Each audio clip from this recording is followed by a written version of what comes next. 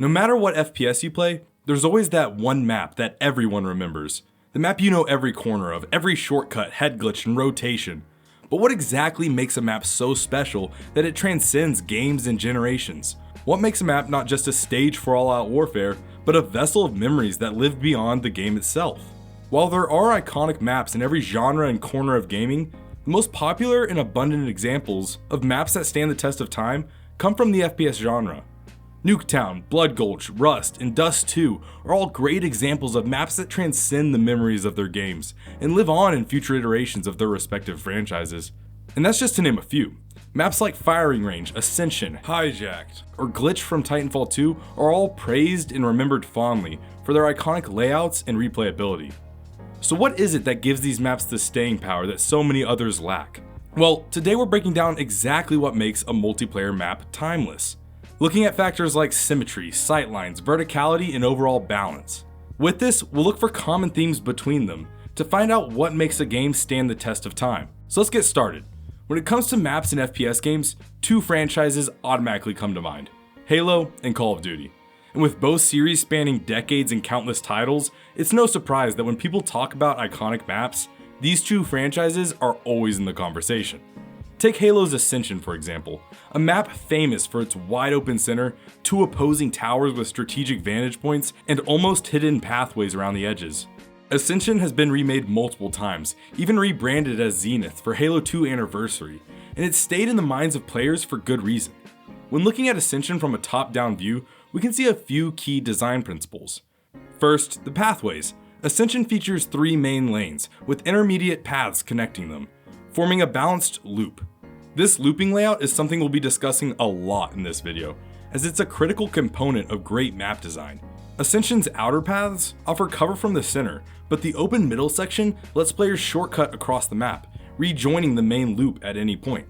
This constant flow of movement keeps the gameplay dynamic and unpredictable, an essential trait for any timeless map. Looking at the overall shape of Ascension from an overhead perspective, I'm instantly reminded of one of my favorite maps, Firing Range, from the original Black Ops games.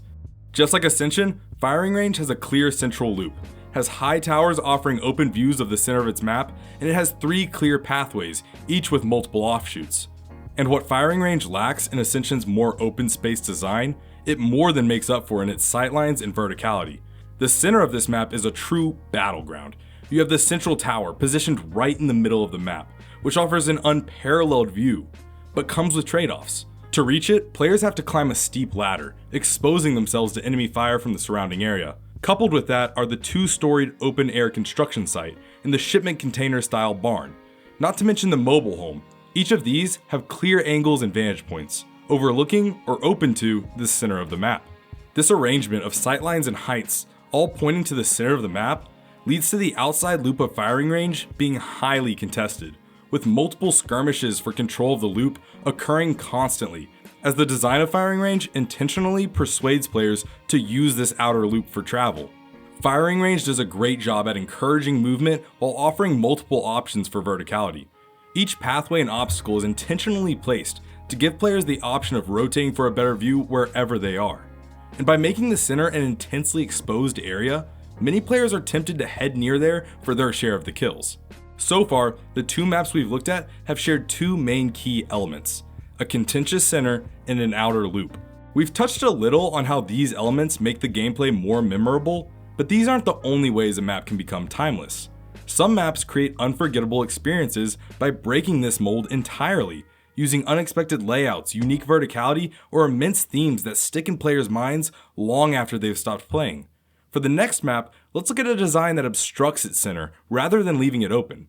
I'm of course referring to everyone's favorite Modern Warfare map, Rust. The design philosophy of Rust is almost the antithesis of Ascension and Firing Range. Where those maps have high vantage points around the edges that look inward, Rust places a massive multi-layered structure right in the middle and leaves the outskirts mostly open, with just a few small buildings for cover. This central monolith becomes the map's defining feature, encouraging intense, close quarters combat all around it.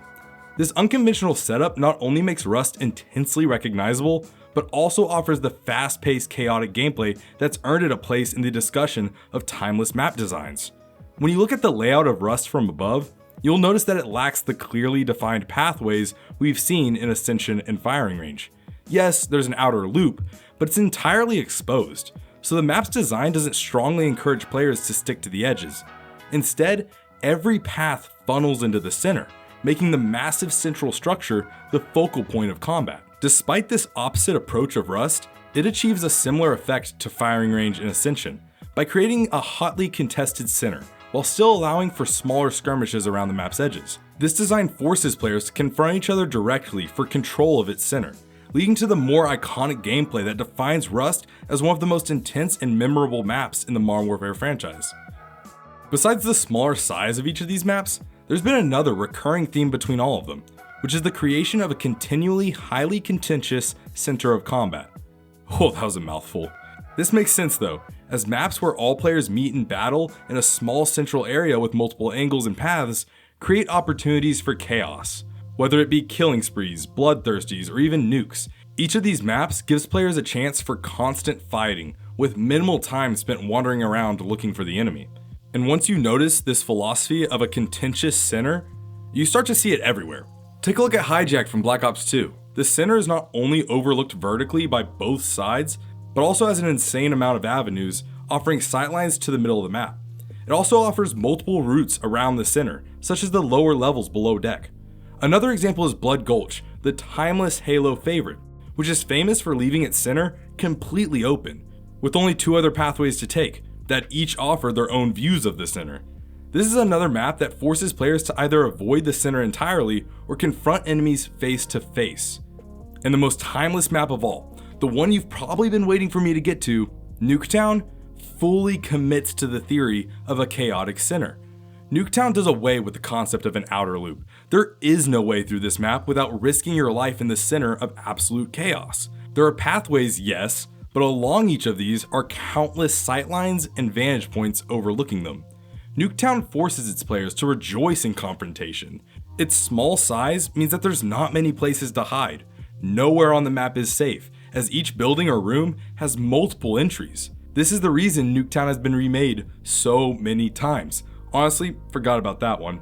And it's the reason it is still praised and loved almost 15 years later, while no one has talked about Kowloon or Radiation in years.